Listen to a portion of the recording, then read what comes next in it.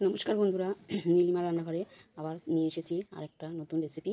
আপনারা দেখতে থাকুন। আমি এই যে কচুগুলো নিয়ে এসেছে, কচুগুলো কেটে আমি ইলিশ মাছের মাথা দিয়ে ঘন্ট করব। এই যে আমি কেটে রেখেছি, আর এগুলো কাটবো, কেটে আমি ইলিশ মাছটা দেখাচ্ছি। এই যে ইলিশ মাছের মুড়োটা আমি ভেজে রেখেছি, আমি কচু শাক ঘন্ট করব।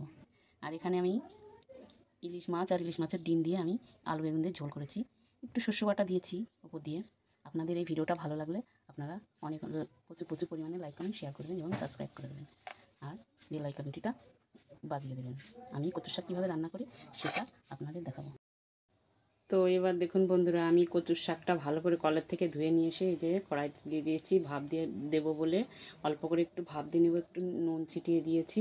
দিয়ে এবার আমি কচুটা অল্প সিদ্ধ করে নেব। এবার ঢেকে দেব, ঢেকে দিয়ে কচুটা সিদ্ধ করে নেব।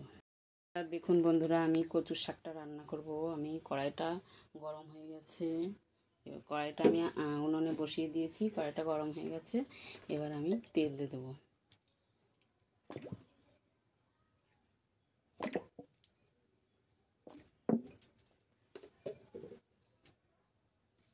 তেলটা গরম হয়ে গেলে আমি ফোড়ন দেবো। তেলটা গরম হয়ে গেছে, এবার আমি কালো জিরে দিয়ে দেবো ফোড়ন, আর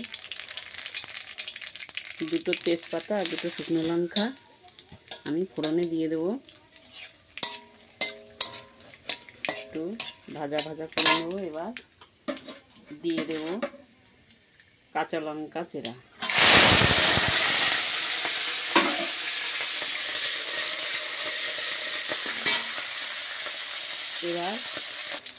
এবার দিয়ে দেবো আমি এই সেদ্ধ করা কচুর শাকটা।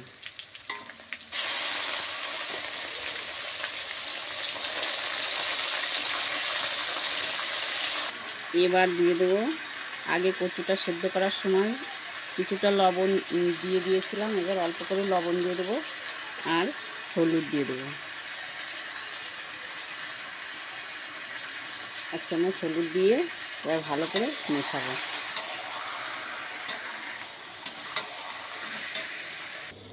এবার দিয়ে দেবো আমি একটু চিনি।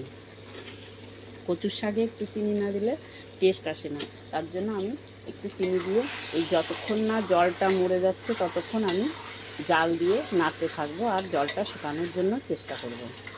তারপর আমি ইলিশ মাছের মাথাটা দেবো, দিয়ে ভালো করে নেড়ে চেড়ে নামিয়ে দেবো।